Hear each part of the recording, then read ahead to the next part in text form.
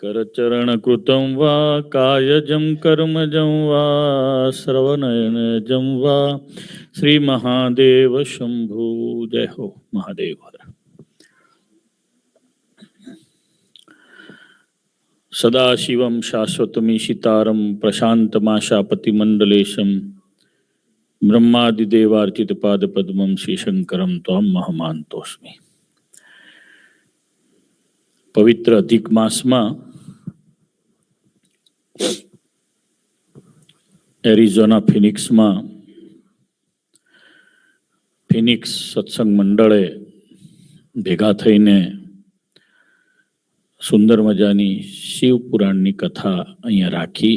એના વક્તા આદરણીય વિદ્વાન પૂજ્ય સદગુરુ શાસ્ત્રી ભક્તિ પ્રકાશદાસજી, આપણા સૌના ધર્મગુરુ આચાર્ય મહારાજ શ્રી રાકેશ પ્રસાદજી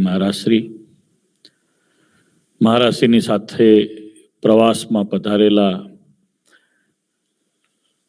આદરણીય પૂજ્ય સંત ગુણે સંપન્ન મહાત્યાગી પૂજ્ય રામદાસ સ્વામી, પૂજ્ય વિદ્વદ્વર્ય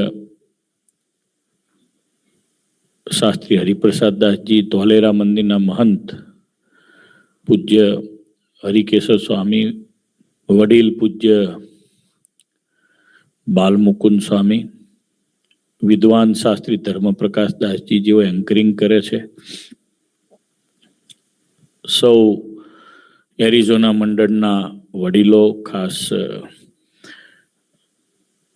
મહેન્દ્ર કાકા, પ્રવીણભાઈ, ડૉક્ટર સાહેબ, મંડળના પ્રમુખ, બધા છોકરાઓ, બધા જે યંગસ્ટર બધા કામ કરે છે, અને સૌ વડીલો, ભાઈઓ બહેનો, પૂજ્ય માતુશ્રી પધાર્યા છે, સૌ શ્રદ્ધાળુ ભક્તોને ભાવથી જય સ્વામિનારાયણ.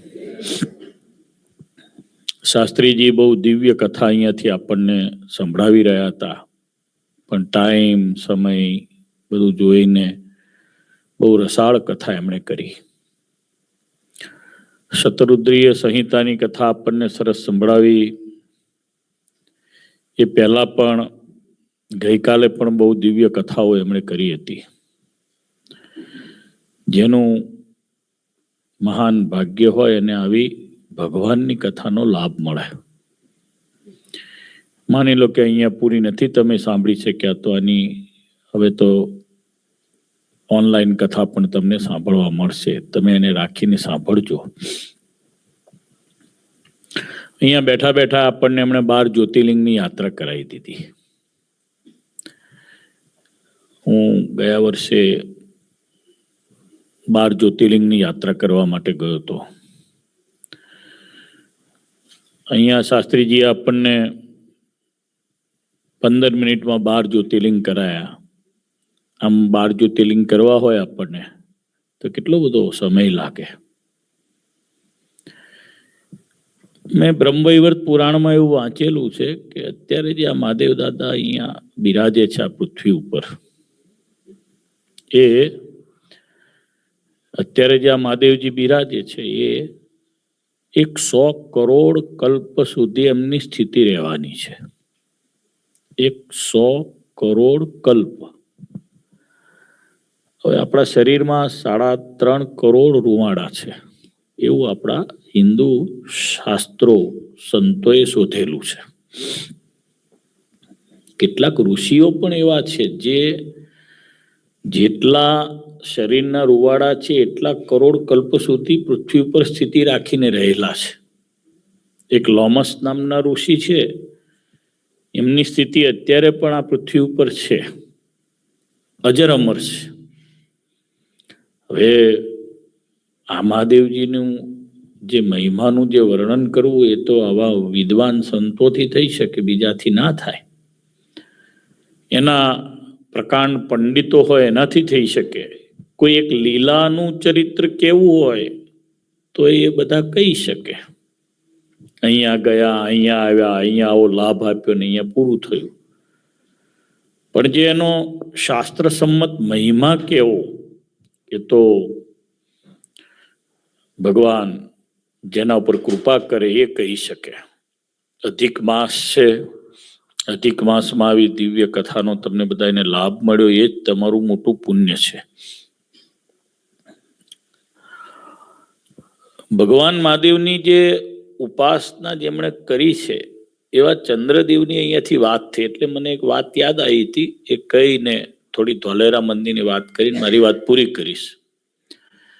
પણ તમને આશ્ચર્ય થશે, પુરાણોમાં અત્યારે જે ચંદ્ર આ પૃથ્વી ઉપર પૃથ્વીની સાથે જે પ્રગટ ફરી રહ્યા છે એ આપણા હિન્દુ ધર્મના શાસ્ત્રો મુજબ 464માં ચંદ્ર છે. આ કલ્પના 464માં આ ચંદ્ર છે. આમનો જન્મ માં અનસુયાની કુખે થયેલો છે આ ચંદ્રનો, અને બધાનું જોડાણ લગભગ નર્મદાજીની સાથે છે. 3 જણાનો જન્મ માં અનસુયાની કુખે થયો છે. ભગવાન દત્તાત્રેયનો, દુર્વાસા ઋષિનો અને અત્યારે જે વર્તમાન ચંદ્ર છે એમનો. એટલા દિવ્ય અને પુરાણા આપણા પૃથ્વી ઉપર સૌથી જૂના કોઈ નદી હોય તો એ નર્મદાજી છે. અત્યારે માર્કંડેય મુનિ છે એ 7 કલ્પોથી છે, એટલે 1 કલ્પ એટલે 1000 ચતુર્યુગ. અત્યારે આપણે કળિયુગના 100 વર્ષના આયુષવાળા બેઠા છીએ. 1000 ચતુર્યુગ ખાલી કળિયુગના 4,65,000 આટલા વર્ષો છે. એનાથી ડબલ ગણો એટલે 8,64,000 એટલા વર્ષો દ્વાપર, એના બીજા એટલા ઉમેરો એટલા ત્રેતાના, ને એમાં ઉમેરો એટલા ભગવાન રામચંદ્રજી ત્રેતામાં મધ્યમાં, એની ઉપરનો સતયુગ. આવા 4 યુગ જાય ત્યારે 1 ચોકડી, એવી 1000 ચોકડી જાય ત્યારે 1 કલ્પ થાય. એવા 7 કલ્પોથી તો માર્કંડેય મુનિ કે છે હું નર્મદાજીના દર્શન કરી રહ્યો છું. એની પહેલાના 14 કલ્પો ગયા જુદા, ટોટલ 21 કલ્પોથી નર્મદાજી વહે છે. એને કિનારે રોહિણીજીએ, રોહિણીની કથા આવી, 26 દીકરીઓ પરણાઈ ચંદ્રને. રોહિણીજીનું વધારે અપમાન થતું હતું એટલે એને તપ કર્યું. ત્યાં રોહિણેશ્વર અદ્ભુત પોતે જાતે મહાદેવજી પધરાયા છે. અને ક્ષયરોગ થવાના કારણે સિદ્ધિ એને ક્ષયરોગમાંથી મુક્ત થવા માટે જે તપ કર્યું ચંદ્રમાએ, ત્યાર પછી પ્રભાસમાં એમણે ભગવાન સોમેશ્વર સોમનાથની સ્થાપના કરી છે. પહેલા બીજા 2 સોમનાથ મહાદેવ સિદ્ધિ મેળવ્યા પહેલા પધરાવ્યા છે. એક સોમનાથ મહાદેવ છે એ નર્મદાજી જ્યાં પૂર્ણ થાય છે ત્યાં પધરાવ્યા છે, સમુદ્રને મળે છે, અરબી સમુદ્રને કિનારે અંભેઠા ગામ છે ત્યાં. અને એક દહેજ પાસે, અને એક આપણું સ્વામિનારાયણ મંદિર છે દાંડિયા બજારમાં, એક્ઝેક્ટ એની દિવાલ પાછળ સોમનાથ મહાદેવ છે. એ પણ ચંદ્રએ પધરાવેલા સોમનાથ. ટોટલ 3 લિંગો ચંદ્રના પધરાવેલા છે. બહુ દિવ્ય. આપણા હિન્દુઝમમાં જેટલી કથાઓ છે એ બધી જ કથાઓ એકબીજાની પૂરક કથાઓ છે, અને એટલી બધી દિવ્યતા આપે છે આપણને, એટલું બધું આપણને અંતરાત્મામાં બળ આપે છે કે આપણને એમ થાય કે આપણે કાયમના માટે ભગવાનના તીર્થોનો મહિમા ગાઈને કાયમ એની યાત્રા જ કર્યા કરીએ. મારા જીવનમાં મેં ઘણા એવા કુટુંબો જોયા છે કે જે પરિવારો લગભગ દર વર્ષે યાત્રા કરતા હોય છે, અને પછી લોંગ ટૂર યાત્રા કરે, 2 મહિના, 3 મહિના, 4 મહિના. ઘણા એવા સત્પુરુષો હોય છે જેને સત્સંગમાં પણ ઓળખાણો થઈ ગઈ હોય છે, તો સત્સંગની યાત્રાઓ કર્યા કરે, કથા વાર્તા દ્વારા, મહિમા દ્વારા સત્સંગને કયા જ કરે. સંતો પણ એવા હોય છે સતત. મારે ત્યાં એક મહાત્મા આવતા હતા પરમહંસજી કરીને, ભારતની અખંડ યાત્રા કર્યા કરતા હતા, ક્યારેય પૈસાને અડતા નતા. હજુ પણ મહાત્માઓ એવા છે, મેં જોયા છે. હમણાં જ હું એક મહાત્માને મળ્યો ઇન્દોરમાં, નર્મદા નદીના સામા કિનારે દક્ષિણ તટ ઉપર ઇન્દોર ગામ છે, બદામ પાણેતા પાસે ઇન્દોર ગામ છે. ઇન્દ્રેશ્વર મહાદેવ છે. ઇન્દ્રએ ત્યાં 14,000 વર્ષ તપ કરેલું છે. તો બહુ દિવ્ય જગ્યા છે. તો એ મહાત્માને હું મળ્યો. મહાત્મા ઊંચું લાંબુ સોલ્જર શરીર હતું. એમને 2500 રૂપિયાની ભેટ મૂકી. મને કે મહાત્માજી હમ પૈસા નહીં છૂટે, આપ લે જાઓ. મને આશ્ચર્ય થયું. જંગલમાં રહેનારો એકલો, કોઈ ન હોય, એને લાવનારું કોઈ નહીં, ખવડાવનારું કોઈ નહીં, એવા મહાત્માઓ આજે પણ આ પૃથ્વી ઉપર છે. એવા મહાત્મા એક પરમહંસજી વડતાલ આવતા હતા. કાયમ માટે 4 તીર્થોની યાત્રા કરે. બદ્રીનારાયણ ખુલે એટલે એમની યાત્રા કરવા જાય, જગન્નાથપુરીની યાત્રા કરે, રામેશ્વરમની કરે, દ્વારિકાપુરીની કરે, ફરી પાછી એ તીર્થાટન એમનું ચાલુ રહે. કોઈ પૈસા આપે કે નહીં, હમકો નહીં चाहिए, એ તુમ દે દો. એટલે મંદિર કરાવો, ધર્મશાળા કરાવો, સ્કૂલ કરાવો, કોઈ પવિત્ર સ્થાનમાં વાપરો, એવો બધાને ઉપદેશ કરતા. મહાપુરુષ અહીંયા મારા શ્રી બિરાજમાન છે. એમના દાદા, અમારે ગઈકાલે જ વાત થઈ હતી. એમના દાદા મને કે મારા દાદા રાધારામ પ્રસાદજી મહારાજ હતા, એમના દાદા તો સતત સત્સંગની યાત્રા કરતા. કે 6 વર્ષમાં 2 ટ્રમ એવી કરે.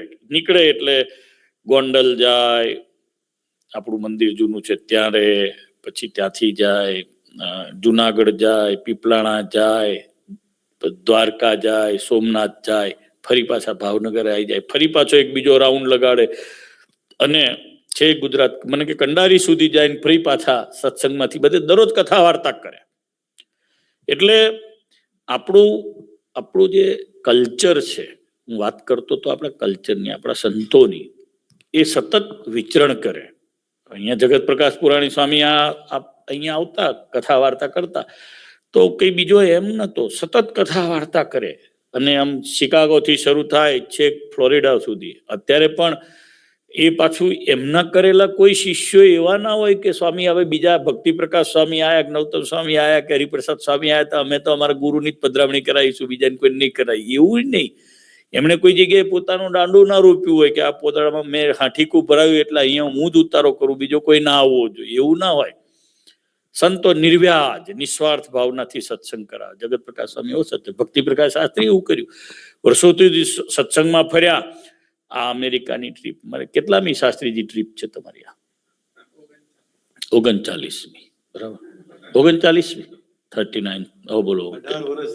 હે હા, કોઈ જગ્યાએ એમણે એમનો ઠેકો એવો ના કર્યો કે અહીંયા ભક્તિ પ્રકાશ શાસ્ત્રી એ જ ગુરુ, બીજા નહીં, બીજા મારું પોતાનું. અમેરિકામાં ક્યાં આમ થોઈ કોઈનું રહે જ છે.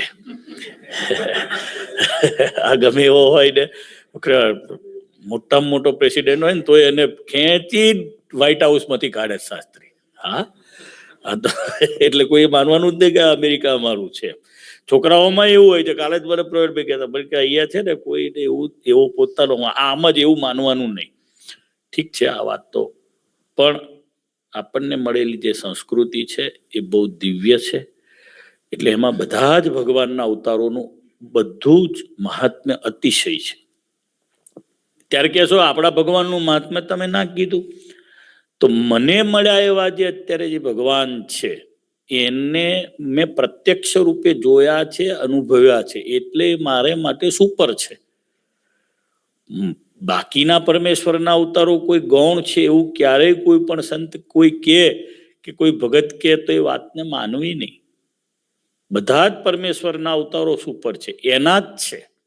એમનું બધાનું એકાત્મપણું છે. એમાં જે ભેદ કરે એ અક્ષરાંશ બુદ્ધિ હોય છે. ભગવાને બહુ તમારા પર કૃપા કરી, તમને દર વર્ષે આવા સંતો આવીને ભગવાનની કથા અહીંયા સંભળાવે છે. શિવપુરાણની કથા તો બહુ દિવ્ય કથા છે. આ મને લાગે છે કે એનો ખાલી એક આચમન જેવું થયું હશે આ કથા તો. આ તો 9 દિવસ સવાર સાંજ સત્રો થાય તોય ના પૂરી થાય એવી આ દિવ્ય કથા છે. ભગવાન મહાદેવ દાદા તો સદા શિવ છે, સદાય કલ્યાણને કરનારા છે. સ્વામિનારાયણ ભગવાને એમની જે સ્તુતિ કરી છે એમાં તો બહુ દિવ્ય સ્તુતિ કરી છે. સહજાનંદ સ્વામી મહારાજને જ્યારે સુંદરવનમાં પાર્વતી અને ભગવાન શંકર સાથો આપવા આવ્યા ત્યારે ભગવાનને સહજાનંદ સ્વામીએ નીલકંઠ વર્ણિ વેશે બહુ દિવ્ય સ્તુતિ કરી છે. મહાવિષત્રાસ સમસ્ત લોકમ મૃત્યુંજયમ મર્ત્ય જનાસુતોષમ ભસ્માવશેષી કૃતકામ દેહમ શ્રી શંકરમ ત્વામ મહમાનતોસ્મી. તમે તો કામદેવને ભસ્મ કરનારા છો. અશેષ વિદ્યા ગમ મંત્ર મૂલમ આ દુનિયાની જેટલી વિદ્યાઓ છે ને એનું મૂળ કોઈ હોય ને તો મહાદેવ દાદા છે. આગમ વેદનું પણ મૂળ મહાદેવ છે. મંત્રો જેટલા પણ આપણે બોલીએ છીએ, તમે બોલો ઓમ ભૂર્ભુવઃ સ્વઃ તત્સવિતુર્વરેણ્યં ભર્ગો દેવસ્ય ધીમહિ ધિયો યો નઃ પ્રચોદયાત્, મૂળ ક્યાં જાય તો મહાદેવજી પાસે જાય. પંચરાત્ર આગમમાં પંચરાત્ર શાસ્ત્ર જે છે એમાં મહાદેવ દાદાને પાર્વતીજીનો જે સંવાદ છે એની વચ્ચે જેટલા મંત્રો કહેવાયા છે 5 રાત્રિઓમાં, એની બહાર આ જગતમાં એક પણ મંત્ર નથી. વૈરાગ્ય બધાને છે. અત્યારે મેં કીધું આ 2 મહાત્માઓ આવા હતા, એવું મેં જે કીધું, કશું નતા આડતા ને કઈ લેતા નતા, તેનું મૂળ મહાદેવજીએ જાય. શું કરવા? તો કે વૈરાગ્યની પરાકાષ્ઠા જે છે એ મહાદેવજીમાં છે. વેગ, આ કે ને વેગ કોના જેવો? તો કે પવન જેવો. પણ પહોંચે પવનનું મૂળ ક્યાં? તો મહાદેવજીએ પહોંચે. સર્વભોગ, આ જેટલા દુનિયામાં તમે એમ કહો કે ભોગ ભોગ ભોગ, આનાથી વધારે શું? તો એન્ડલેસ. ક્યાં જવાનું? તો કે અલાસ્કા. તો ભાઈ ત્યાં ક્યાંથી ક્યાં જશો? અલાસ્કાથી આગળ તો ત્યાં કઈ છે જ નહીં. આપણે માનો કે આપણા પ્રેસિડેન્ટ સાહેબને ફિનલેન્ડ લેવું છે, કે કયો દેશ પેલો લેવો છે? ગ્રીનલેન્ડ. બરાબર. હવે એ પછી શું? ગ્રીનલેન્ડ લીધા પછી તો કે ભાઈ આગળ એન્ડલેસ, બીજું કઈ છે જ નહીં. એ બધા જ ભોગોની ઉપર, મનુષ્યની મનની કલ્પનાઓની ઉપર કોઈ વસ્તુ હોય, તત્વ હોય, પરમ, જેને કલ્યાણ કહીએ, તો એ મહાદેવ દાદા છે. સર્વભોગોનું તત્વ મૂળ મહાદેવજી છે. એ સ્વામિનારાયણ ભગવાનની આ તો સ્તુતિ છે.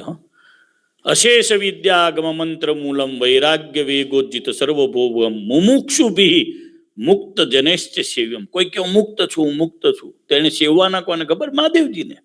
સ્વામિનારાયણ ભગવાન એવું કે છે, મુમુક્ષુભિ મુક્ત જનેશ્ચ સેવ્યમ. મુમુક્ષુ જેટલા થાય ને એને કોઈનો આશ્રય લેવો હોય ને તો એ મહાદેવજીનો લેવા જેવો છે.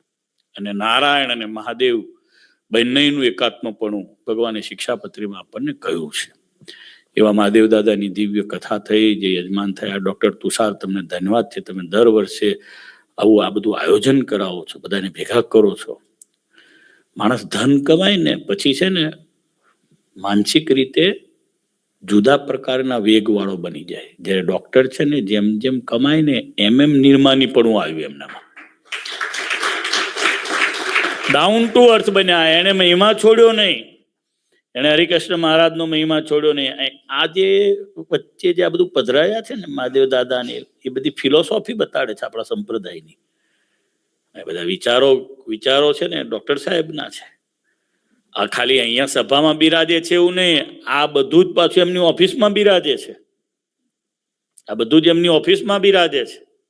હું આજે સવારમાં એની સાથે આ હોટલ બધું જોવા ગયો તો એમની ઓફિસ બતાડી. પછી એને ખબર છે કે મને પૂછશે કે આમાં ભગવાન કેવું પૂછું, એ પહેલા મને કે ભગવાન અત્યારે મેં ત્યાં પધરાયા છે. એટલે હરિકૃષ્ણ મહારાજ, હનુમાનજી મહારાજ, સિદ્ધેશ્વર દાદા અને બધો માતા પિતાનો આશીર્વાદ છે. ધીરુભાઈએ 25થી વધારે વર્ષ સુધી આપણા જુનાગઢ ટેમ્પલ બોર્ડના આપણું જે મંદિર છે એના ટ્રસ્ટી સભ્ય તરીકે એના સંતોની આજ્ઞા પ્રમાણે એમને સેવા કરી. અત્યારે બી એમનો ભાઈ નાનો છે વિવેક ગોહેલ, એ પણ આપણા મંદિરનો ટ્રસ્ટી સભ્ય છે. એટલે શાસ્ત્રી જેટલો ઇન્ટરેસ્ટ નવી હોટલ લેવા મળે છે ને એટલો મંદિરમાં લેશે, એટલે ભવિષ્યમાં મંદિર થઈ જશે. તો આપણે થોડી ધીરજ રાખવાની, 2 વર્ષે અડતા રહેવાનું, એટલું છે. અડ્યા કરશું એટલે એની જાતે લાંબા ગાળે થઈ જશે. આ બાકી બધા ગોવાળી આપણે બધા ટેકો કરશું. કોઈ મૂર્તિ આપશે, કોઈ મહાદેવ દાદાની મૂર્તિ આપશે, કોઈ બીજી મૂર્તિ આપશે, કોઈ બારી આપશે, કોઈ બાયણું આપશે, કોઈ નીચેની આમાં કાર્પેટ આપી દેશે, કોઈ આચાર્ય મહારાજનો બેસવાનો સોફા આપી દેશે.